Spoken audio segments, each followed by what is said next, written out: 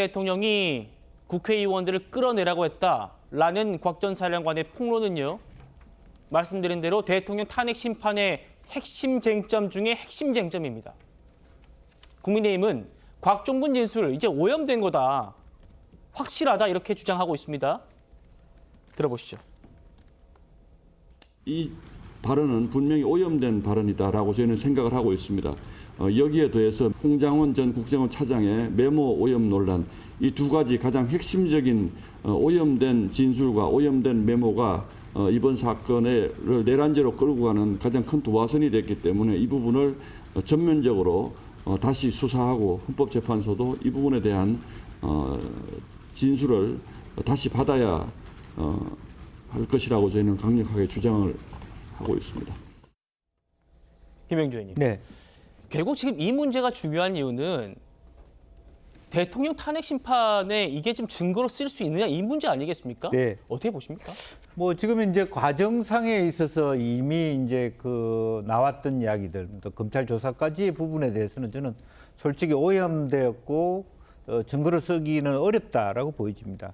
이제 그럼에도 불구하고 곽종근 사령관이나 홍장원 차장은 2회에 걸쳐서 헌법재판소에서 직접 재판소의 재판관들 질문에 답을 했다라는 부분에서 그것까지 오염됐다고 주장하기는 어렵다라고 판단하고, 실제로 현장에서 소위 말하는 공판 중심주의라고 했을 때 헌법재판소에서 직접적인 발언이 있었기 때문에 그런 것을 가지고라도 충분히 뭐 재판관들의 판단할 수 있는 문제다.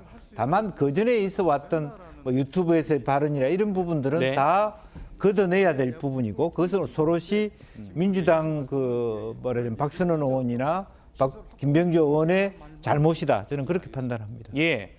당장은 헌법재판입니다만 앞으로 있을 형사재판에서도 이 내란죄로 엮겠다라고 한다. 이 발언은 쟁점이 될 걸로 보입니다.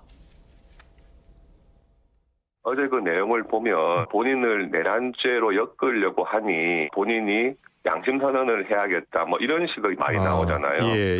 이런 내용은 굉장히 그 곽종근 전 사령관의 이때까지의 진술이 오염돼 있다는 것을 보여주는 것이고요. 결국 형사재판에서도 곽종근 전 사령관의 진술들이 과연 신빙성이 있는 것인가에 대한 많은 다툼이 있을 걸로 보여집니다. 네. 윤석열 대통령 변호인단도 입장을 냈습니다. 곽종근 전 사령관의 궁박한 처지를 악용해서, 경제적으로 좀 궁박한 처지였죠. 그걸 악용해가지고 거대 야당 의원들이 회유와 협박을 총동원한 공작극이다. 이렇게 평가를 했군요. 이지은 위원장이 변호사시잖아요. 네. 형사재판에서도요. 핵심 증인 진술의 신빙성에 좀 뭔가 의문이 든다 하면 그 진술 좀 배제하기도 하지 않습니까? 맞습니다. 근데 이제 두 가지를 구분을 해서 생각해야 되는데요. 증거 능력이라는 개념이 있고 증명력이라는 개념이 있습니다. 네. 증거 능력은 이 진술을 이제 공판정에다 놔두고 이 증거로 쓸 수 있느냐, 자격 요건을 이야기를 하는 거고요. 증명력은 그 증거의 가치, 얼마나 증거로서의 힘을 가지느냐라는 것을 볼 수가 있는데, 이 곽종근 사단장이 그 심판정에서 한 이야기나 검찰에서 한 진술들은 일단 증거 능력은 다 획득한 것으로 판단이 됩니다. 거기에서 이제 재판관들이 다 그거를 증거 능력 있는 걸로 받아들이기로 했기 때문에 그 요건은 됩니다. 자격 요건은 됩니다. 다만 거기에서 얼마나 신빙성이 있느냐, 증명력, 증거의 가치는 각자 또 다르게 판단을 할 것 같습니다. 네. 근데 제가 아까부터 계속 말씀을 드리다시피 이제 마치 탄핵 심판정에서 곽종근 사령관이 계속 말이 바뀐 것처럼 이야기를 했는데, 결론 마지막에 그 정영식 재판관과의 이제 이야기에서 마지막에 명확하게 드러납니다. 뭐냐면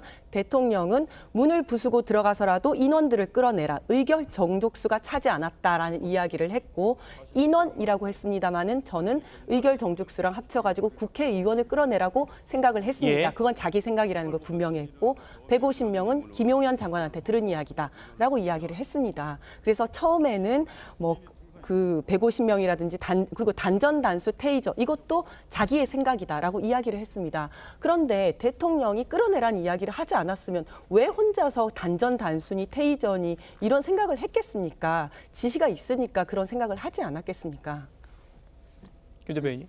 그러니까 결국은 본인의 현장 그 지휘관이 어떤 판단을 하느냐 그런 부분이 굉장히 중요하다고 봐요. 그래서 저는 이게 대통령에 대해서 탄핵을 시킬 것인가의 문제 아닙니까?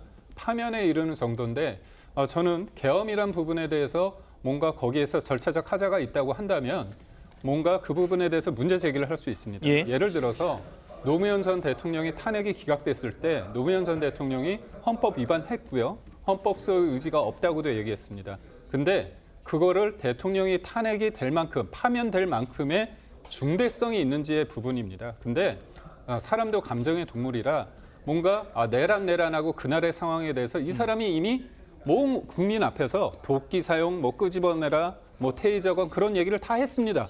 사람들은 대통령이 한 줄 알아요.